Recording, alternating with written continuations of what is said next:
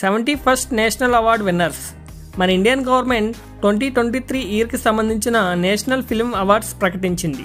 మన తెలుగు ఇండస్ట్రీ నుంచి కూడా కొంతమంది అవార్డ్స్ గెలుచుకున్నారు. మన బాలయ్య బాబు నటించిన భగవంత్ కేసరి సినిమాకి best film in Telugu award వచ్చింది. అలాగే హనుమాన్ మూవీకి యాక్షన్ డైరెక్టర్స్గా పనిచేసిన నందు పృథ్వీకి బెస్ట్ యాక్షన్ అవార్డు వచ్చింది. అలాగే హనుమాన్ మూవీకి బెస్ట్ విజువల్ ఎఫెక్ట్స్ అవార్డు కూడా వచ్చింది. బలగం మూవీలోని ఊరు పల్లెటూరు సాంగ్ రాసిన కాసర్ల శ్యామ్ గారికి బెస్ట్ లిరిక్స్ అవార్డు వచ్చింది. యానిమల్ మూవీకి బ్యాక్గ్రౌండ్ మ్యూజిక్ అందించిన హర్షవర్ధన్ రామేశ్వర్ గారికి బెస్ట్ బ్యాక్గ్రౌండ్ మ్యూజిక్ అవార్డు వచ్చింది. పివిఎన్ఎస్ రోహిత్ గారికి best male playback singer award వచ్చింది ఫ్రమ్ బేబీ మూవీ నుంచి. అదే బేబీ మూవీ నుంచి best screen play award Sai Rajesh గారికి వచ్చింది.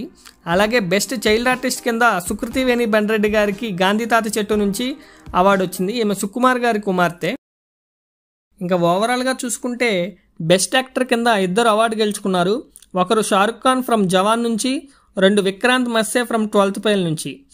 33 ఇయర్స్ తర్వాత షారుఖ్ ఖాన్ గారు నేషనల్ అవార్డు గెలుచుకున్నారు. బెస్ట్ యాక్టర్ ఫీమేల్ వచ్చేసి Rani Mukherjee from mister Chatterjee versus Norway. Best feature film వచ్చేసి 12th fail. Best music director వచ్చేసి జీవి ప్రకాష్ కుమార్ ఫ్రమ్ వతి.